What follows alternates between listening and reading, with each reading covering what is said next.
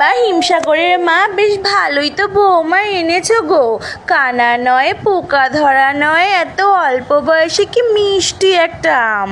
হ্যাঁ গো চৌষা দিদি, ওই জন্যই তো কাঁচা মিঠে মা আর হিমসাগরের বিয়েটা দিয়েই দিলাম। দুজনের কম্বিনেশনে কি ভালো একটা আচার হবে বলো তো। কিন্তু হিমসাগর, তুই এত মুখ বেজার করে দাঁড়িয়ে রয়েছিস কেন বাবা? না না, আসলে আমার মুকুলটা বিয়ের নিয়মগুলো পালন করতে করতে একটু ক্লান্ত হয়ে গেছে তো, তাই আর কি। চলো আমরা এখন যাই, ওদের একটু আলাদা ছেড়ে দিই। উফ মা, তুমি না আর আমাকে মুকুল বলে ডাকবে না। আমি যথেষ্ট বড় হয়েছি, আমি এখন আম। তাছাড়া আমি আগেই বলেছি যে আমি এই বিয়েটা। চুপ কর।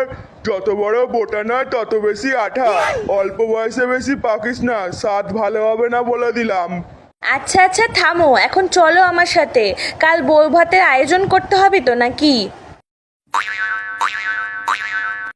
দেখো কাঁচা মিঠে, আমি শুধু আমার বাবা মার জোর করাতে তোমায় বিয়ে করেছি।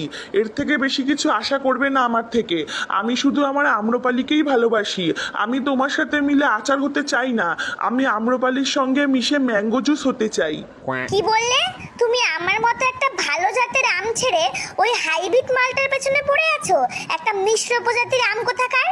ব্যাস, আর একটাও পচা কথা বলবে না আমার আম্রপালির নামে। হাইব্রিড তো কি হয়েছে, স্বাদে গন্ধে রূপে কোনো অংশে কম নয় ও, বুঝলে? তুমি থাকো এখানে, আমি চললাম আমার আম্রপালির কাছে।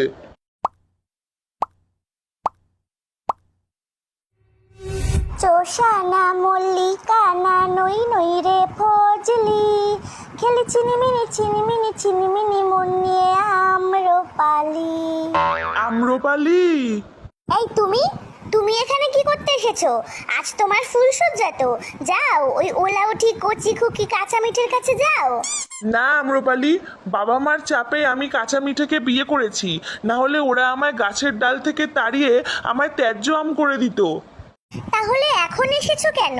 এখন ভয় করছে না ত্যায্য আম হয়ে যাবার? না, কারণ আমি বুঝতে পেরেছি আমি তোমায় ছাড়া বাঁচবো না। করে দিক আমায় ত্যায্য আম, আমি আর ওই গাছের ডালে ফিরবো না। আমি তোমার সাথে তোমাদের গাছের ডালেই ঘর জামাই হয়ে থাকবো।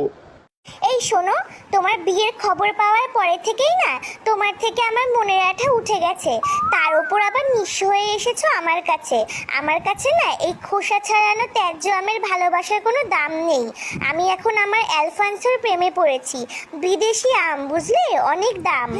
ও আমায় ফ্রুটস বুকে রিকোয়েস্ট সেন্ড করেছিল, কি হ্যান্ডসাম দেখতে। তারপর থেকেই চ্যাটিং শুরু হয় আমাদের। তুমি